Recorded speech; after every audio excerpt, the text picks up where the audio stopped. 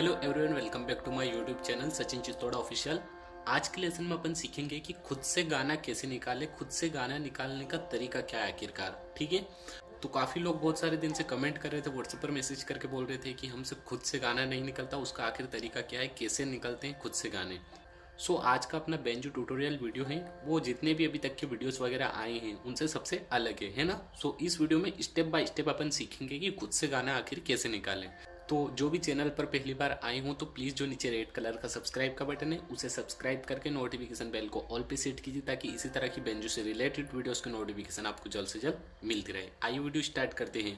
सो आज का वीडियो अलग इसलिए मैं बोल रहा हूँ क्योंकि इसमें मैंने आपको स्टेप बाय स्टेप समझाने के लिए एक ग्राफ बनाया है। ठीक है, सो इसको आपको स्टेप बाय स्टेप सीखना है और इस ग्राफ में मैंने 5 पॉइंट कवर किए हैं। ठीक है, तो 5 पॉइंट को यदि आप समझ गए तो आसानी से आप खुद से गाना निकालना सीख जाओगे। सो इस ग्राफ का नाम है 2x5 का सूत्र। ठीक है, सबसे पहले तो आप इस ग्राफ को समझिए कि जो अपना बेंजो का नोट्स वगैरह, स्केल वगैरह, जैसे कि सारे गा मा पा धा नि सा, वो एकदम ऐसे होते हैं, एकदम है ना समानांतर एक जैसे। तो उस हिसाब से अपने नोट्स उन कुछ इस प्रकार से आएंगे। बट जो स्वर, जिसका आवाज सा, कोमल रे, शुद्ध रे, कोमल गा, शुद्ध मा, तीव्र मा, प, कोमल धा, शुद्ध धा, कोमल नी, शुद्ध नी और तार सप्तक का सा। सो जो बेंजो के नोट्स होते हैं वो एकदम सेम इस प्रकार के होते हैं, जैसे कि एक जैसे। बट जो इनका स्वर है, जो इनकी फ्रीक्वेंसी है, वो कुछ इस प्रकार से ऊपर चढ़ती रहती है ना। जितना ऊपर नोट बजेगा उसका टोन भी उतना ही तीखा आएगा। सो कुछ इस प्रकार का ग्राफ मैंने बनाया। इस ग्राफ को यदि आप समझ गए तो आपके माइंड में स्वर ज्ञान आसानी से हो जाएगा। पॉइंट नंबर 1, ग्राफ की 2 बातें, देखने और सुनने में अंतर। यानी कि अपने बेंजो के जितने भी नोट्स वगैरह स्केल है वो सब देखने में तो एक जैसे लग रहे, बट जब इनको अपन बजाएंगे, प्ले करेंगे, तो इनका स्वर जो कि जितना ऊपर बजाएंगे उतना तीखा बजेगा, यानी कि हाई फ्रीक्वेंसी में, और लो फ्रीक्वेंसी में जितना नीचे बजाएंगे उतना कम आवाज करेगा। सो इसको आपको समझना पड़ेगा, देखने और सुनने में अंतर। लगेगा सारे नोट्स एक जैसे, बट उनका साउंड है, जो इनका टोन है, वो सब अलग अलग होगा। तो पॉइंट नंबर 1 क्लियर। उसके बाद में सेकंड पॉइंट नंबर 2, संगीत की 2 बात, शब्द और आवाज। इसको समझना वेरी इंपॉर्टेंट है, क्योंकि ये नहीं समझे तो आप खुद से गाना कभी निकाल ही नहीं पाओगे। ठीक है, शब्द और आवाज, इसमें क्या अंतर है। कोई सा सॉन्ग चल रहा है, सो वो सॉन्ग उसी शब्द के हिसाब से नहीं बजेगा, वो ओनली आवाज यानी कि उसकी फ्रिक्वेंसी, जो उसका टोन है, उस हिसाब से बजेगा वो। जैसे कि मैं आपको समझाने की कोशिश करता हूँ। कोई सा सॉन्ग लेते हैं अपन, जैसे कि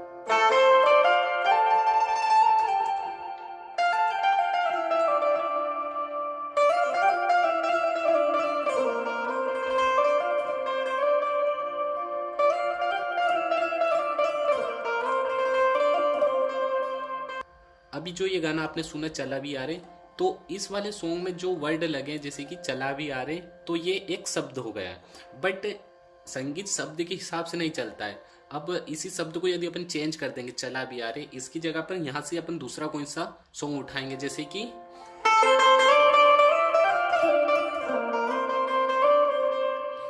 यहीं से अपन ने चला भी आ रहे सॉन्ग बजाया था, और इसी नोट से यानी कि गा से अपन ने छम छम करता आया मौसम प्यार के गीतों का, इसी नोट से अपन ने चला भी आ रहे अभी सॉन्ग बजाया, और अभी घर आजा परदेसी वो वाला सॉन्ग भी इसी से बजाया। सो आपको यह समझना है कि संगीत में कोई भी शब्द नहीं होता है। ठीक है, किसी भी स्केल से कोई सा भी सॉन्ग स्टार्ट हो सकता है, बस उसका स्केल का फ्रीक्वेंसी आपको समझना पड़ेगा कि लो फ्रीक्वेंसी में है कि हाई फ्रीक्वेंसी में। ठीक है, ठीक है। सो पॉइंट नंबर 2 में संगीत की बात, शब्द और आवाज। तो शब्द नहीं होता है संगीत का, ओनली आवाज। आवाज क्या है ना कि किसी भी आवाज को आप किसी भी शब्द के साथ ऐड कर सकते हो। अब यहाँ से अपन ने गा से ही चला भी आ रहे सॉन्ग बजाया था, और गा से ही अपन ने घर आजा परदेसी, गदर मूवी का सॉन्ग, वो भी अपन ने गा से ही स्टार्ट किया था। ओ मित्रा यारी छोड़ के मत जाना। ठीक है, कुछ इस प्रकार का। सो पॉइंट नंबर 2 में ये 2 चीज आपको समझना है। पॉइंट नंबर 3, स्वर ज्ञान का 2 अलंकार। सो ये अलंकार यदि आपने तैयार कर लिया तो डेफिनेटली आप खुद से गाना निकालना सीख जाओगे, बट वेरी डिफिकल्ट है ये वाले अलंकार। ठीक है, इसको समझना पड़ेगा आपको स्टेप बाय स्टेप। सो देखिए स्लो में, इतनी बात क्लियर। बट एक बात हो रही है कि जब तक आपके राग ठाट कंप्लीट नहीं होंगे, तब तक आप खुद से सॉन्ग वगैरह नहीं निकाल पाओगे, ठीक है। सो राग ठाट के लेसन्स वगैरह सब ये व्हाट्सएप क्लास में आते हैं। मैं ऐसा नहीं किसी को फोकस नहीं कर रहा हूँ कि आप सीखो ही सही, जिसको भी लगे, जिसको राग ठाट का नॉलेज नहीं है, सो जिसको भी सीखना हो तो स्क्रीन पर जो व्हाट्सएप नंबर शो हो रहे हैं यहाँ से डायरेक्ट मुझे मैसेज करके व्हाट्सएप क्लास ज्वाइन कर सकते हो। इसमें 10 ठाट, 10 raga, 4 banjo solo, others banjo tutorials available है। सो इसकी मंथली फीस 1000 रुपये है। सो जिसको भी ज्वाइन होना हो सिंपली आसानी से ज्वाइन हो सकते हो। सो देखिए पॉइंट नंबर 3 में अलंकार।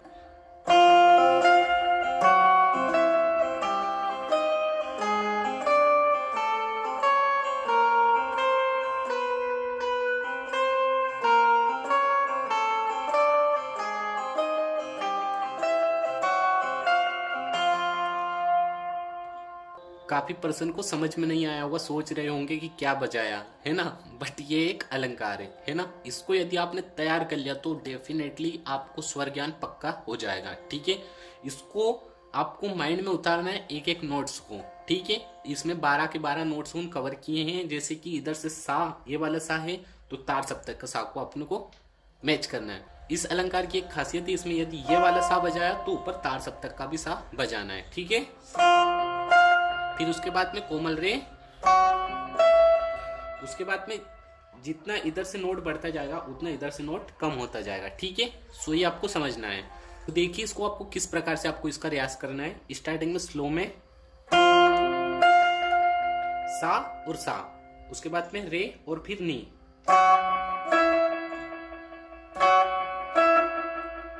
उसके बाद शुद्ध रे,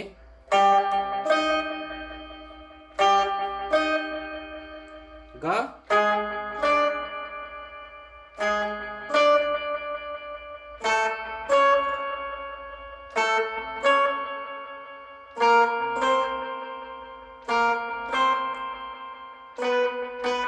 माँ पर आने के बाद में किसी को डाउट होगा कि यहाँ पर तो ओनली बस एक ही माँ का प्रयोग हुआ है। सो माँ ये वाला भी, बट अपने को ओनली सिंगल माँ, तीव्र माँ का इसमें प्रयोग करना है, ठीक है। तो 2 बार उसको प्ले करना है। उसके बाद में पा मा, धागा,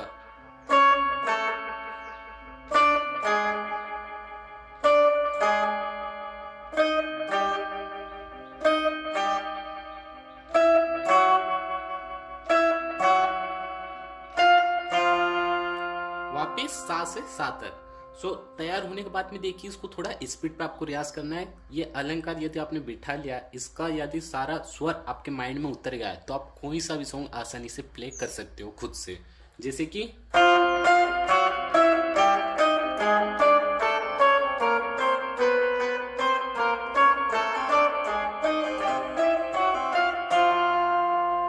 कुछ इस प्रकार, बट इतनी आसानी से स्टार्टिंग में स्पीड नहीं बढ़ेगी इसकी, क्योंकि बहुत डिफिकल्ट है।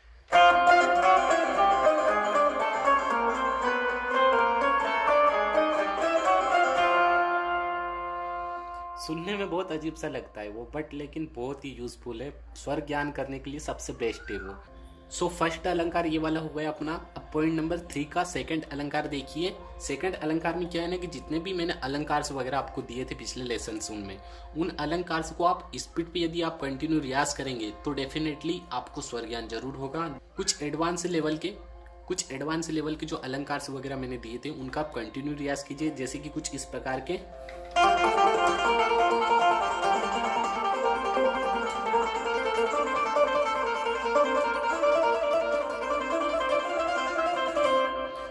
इस वाले अलंकार का लिंक मैं ऊपर आपको आई बटन में दे दूंगा, यहाँ से डायरेक्ट जाकर आप इस अलंकार को चेकआउट कर सकते हो, ठीक है। सो देखिए पॉइंट नंबर 3 कंप्लीट हो गया अपना। उसके बाद में चलिए पॉइंट नंबर 4 पर। पॉइंट नंबर 4, गीत खोजते समय 2 बात का ध्यान रखें। सो 2 बात कौन सी वो, ठीक है, इसको समझना है। गीत खोजते समय 2 बात का ध्यान रखें। पहली बात, कोई सा भी गीत बज रहा हो, आपको यदि आपको उसको प्ले करना है, बजाना है, सो सबसे पहले तो वो आपके माइंड में, यानी कि उसका जो स्वर है, उसकी जो आवाज़ है, उसकी लिरिक्स वगैरह तो रहने दो, बट जो उसकी मेलोडी है वो आपके माइंड में होना बहुत ज़रूरी है, ठीक है। क्योंकि जब तक अपने माइंड में सॉन्ग की मेलोडी, सॉन्ग के स्वर अपने माइंड में नहीं रहेंगे तो अपन बजाएंगे क्या, प्ले ही क्या करेंगे। सो सबसे पहले तो उसकी मेलोडी अपने माइंड में याद होनी चाहिए, लिरिक्स वगैरह का कोई काम नहीं है। मेलोडी याद कर लिया। उसके बाद में सेकेंड बात, जब अपन उसकी मेलोडी अपने माइंड में है, हाँ कि अपने को पता है कि ये वाला सॉन्ग अपने माइंड में आ गया, फिर उसके बाद में बजाने की कोशिश करना है बेंजो पर। ओनली बेंजो के लिए ही वीडियो नहीं बना रहा हूँ, इसको आप पियानो, ऑर्गन, हारमोनियम वगैरह इन पर भी आप अप्लाई कर सकते हो। ठीक है, कोई सा सॉन्ग अपने को प्ले करना हो, एग्जाम्पल के थ्रू मैं आपको एक सॉन्ग लेकर बताता हूँ, जैसे कि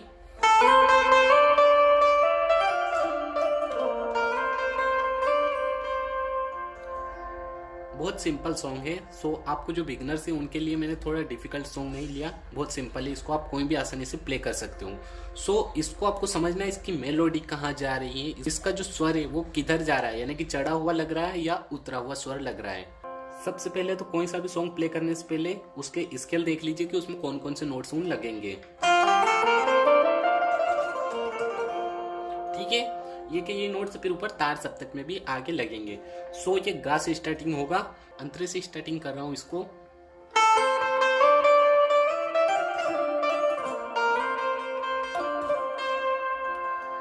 सो जो बिगनर्स है वो किस प्रकार से बजाएंगे स्टार्टिंग में, जैसे कि उनको नहीं पता है कि आगे कौन सा नोट लगेगा। सो आप ऐसा कर सकते हो, जैसे कि एक स्वर पे पहले आपने फोकस कर लिया, जैसे कि गा से स्टार्टिंग हो रहा है, सो गा का स्वर ले लिया, छम छम करता आया मौसम प्यार के गीतों का।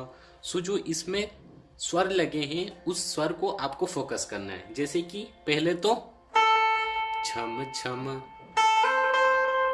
छम छम करता आया मौसम प्यार के गीतों का। सो स्टार्टिंग में ऐसा क्लियर नहीं बजेगा। सो आपको कैसे करना है, एक एक नोट से उनको ढूंढना है। ये वाला नहीं लग रहा है, ठीक है, गलत है।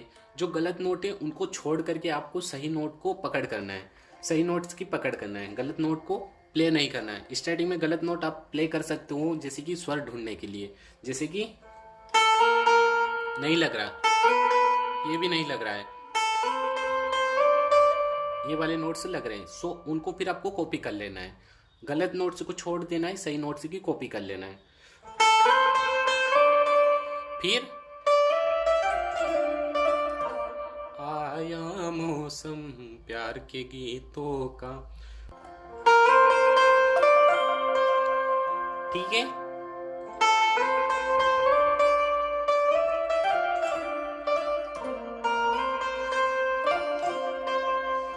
उसके आगे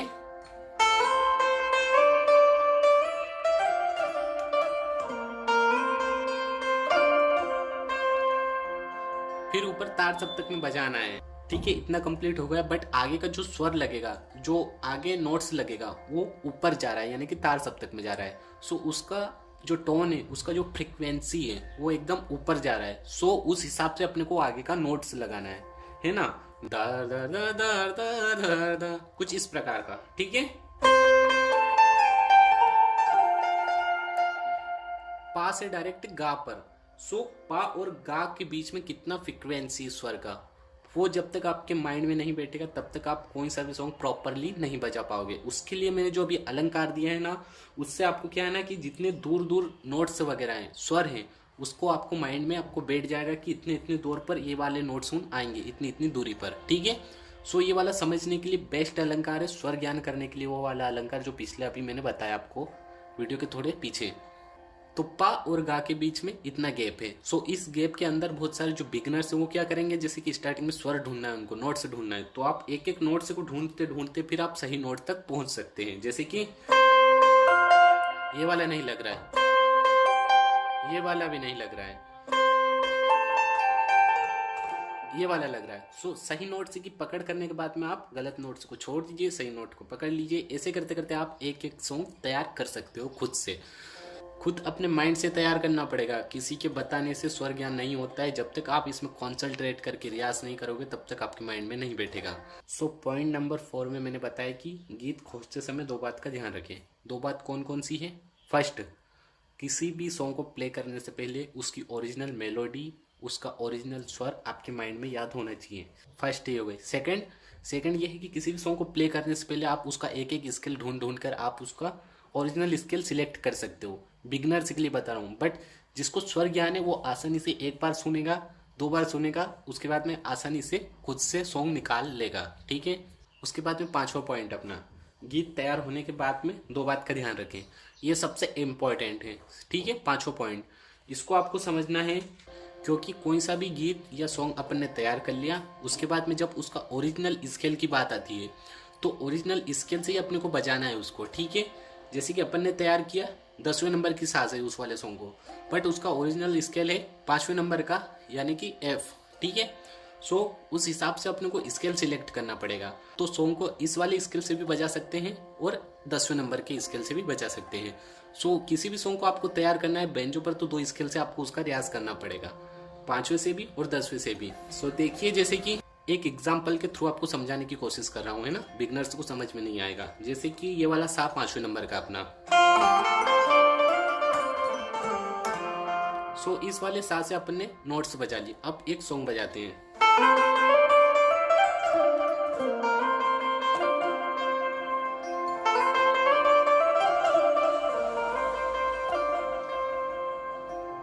तो ये वाला सॉन्ग अपन ने अभी बजाया है वो है 5वें नंबर का स्केल, बट इसी सॉन्ग को अपन को अभी 10वें नंबर से भी बजाना है, क्योंकि भजन संध्या और लाइव प्रोग्राम वगैरह में आपको ये दो स्केल बहुत काम में आते हैं, एक तो 5वें नंबर का और एक 10वें नंबर का, क्योंकि दो ही मेन इंपॉर्टेंट स्केल होते हैं। सो किसी भी सॉन्ग को आपको दोनों स्केल से बजाना याद होना चाहिए। अभी तो मैंने 5वें नंबर के स्केल से बजाया ये वाला सॉन्ग, अब 10वें नंबर के स्केल से अपने को इस वाले सॉन्ग को प्ले करना है, ठीक है।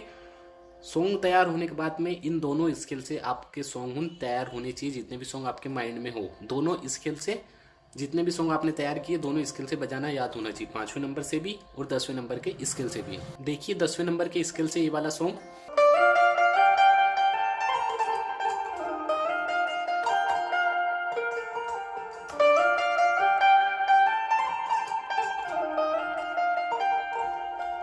सो कुछ इस प्रकार से इन स्केल्स का अपने को रियाज करना है, और सॉन्ग तैयार होने के बाद में दोनों स्केल से अपने को सॉन्ग तैयार करना है, ठीक है। सो आज के लेसन में मैंने 5 पॉइंट कवर किए हैं, इस वाले ग्राफ के थ्रू समझाने की कोशिश की। आई होप कि आपके माइंड में कुछ बैठा होगा।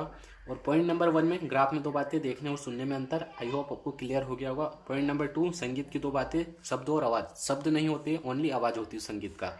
उसके बाद में पॉइंट नंबर 3 स्वर ज्ञान का तो अलंकार, जो कि आपको बताया। पॉइंट नंबर 4 गीत खोजते समय दो बात का ध्यान रखें, पहला मेलोडी याद होना चाहिए, उसके बाद में दूसरा आप कोई सा भी सॉन्ग ढूंढ रहे हो उसमें आप एक एक नोट लगा करके ढूंढ सकते हो, जो परफेक्ट स्वर है उसको आप सिलेक्ट करके, जो विदाउट नोट है उनको छोड़ दीजिए, ठीक है। उसके बाद पॉइंट नंबर 5 गीत तैयार होने के बाद में दो स्केल से आप उसका रियाज कीजिए, 5वें नंबर से और 10वें नंबर से। बेंजो का यही दो मेन इंपॉर्टेंट स्केल है। होप यूर गाइस आज की वीडियो से आपको कुछ नॉलेज मिला होगा, और जिस किसी को भी राग ठाट बेंजो सोलो अदर से बेंजो ट्यूटोरियल सीखना हो तो स्क्रीन पर जो व्हाट्सअप नंबर शो हो रहे हैं वहाँ से डायरेक्ट मुझे मैसेज करके व्हाट्सअप क्लास ज्वाइन कर सकते हो। इसमें 10 ठाट 10 राग 4 बेंजो सोलो अदर से बेंजो ट्यूटोरियल अवेलेबल है। जो भी चैनल पर पहली बार आए हो तो प्लीज जो नीचे रेड कलर का सब्सक्राइब का बटन है उसे सब्सक्राइब करके नोटिफिकेशन बेल को ऑल पे सेट कीजिए, ताकि इसी तरह की बेंजो से रिलेटेड वीडियोस की नोटिफिकेशन आपको जल्द से जल्द मिलती रहे। मिलता हूँ नेक्स्ट डे से बेंजो से रिलेटेड वीडियोस के साथ, तब तक के लिए take care, thanks for watching this video.